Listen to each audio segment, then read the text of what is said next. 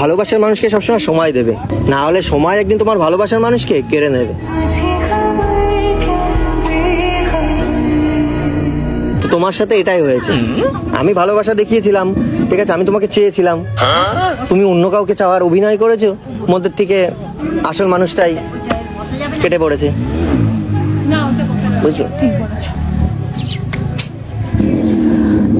But আজকে তোমার বয়ফ্রেন্ডকে নিয়ে আসলে বা হাজবেন্ডকে নিয়ে আসলে আমি খুব খুশি হতাম, বাট তুমি এরকম লুকে আসবে আমার সামনে, আমি বিশ্বাসই করিনি। বিশ্বাস করো, আমিও তো বিশ্বাসই করিনি যে তোমাকে আমি এইরকম ভাবে দেখবো। যেটুকু করেছিলাম সেইটুকু তোমার এই বড় বড় শায়রিগুলোর এফোর্টস কতটা, এটাই দেখার জন্য করেছিলাম। আমি এখন কি করে আমার গার্লফ্রেন্ডকে ছেড়ে তোমার কাছে ফিরি বলো তো? একদম না, একদম না।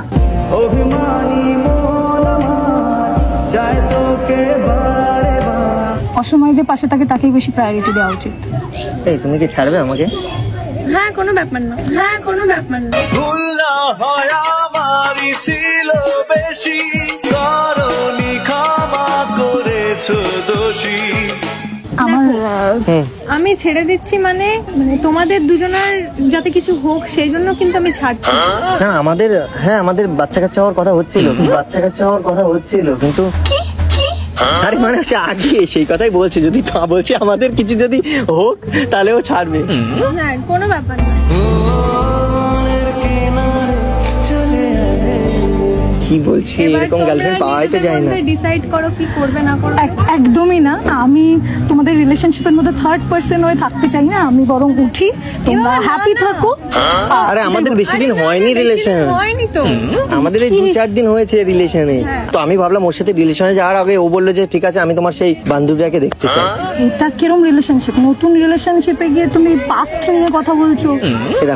দেখো কখনো মানুষ তো তার পাস্টকে ভুলতে পারে না। যদি পাস্ট তোমার মতন এত সুন্দর গার্লফ্রেন্ড হয়, ও সুন্দরী বলো আমি কি করি। দেখো একটা কথা আছে যে মানে পাস্টকে ভোলা যায় যদি প্রেজেন্ট সুন্দর হয়। তো আমার মনে হয় আমার ডান সাইডই সেরা এখনো।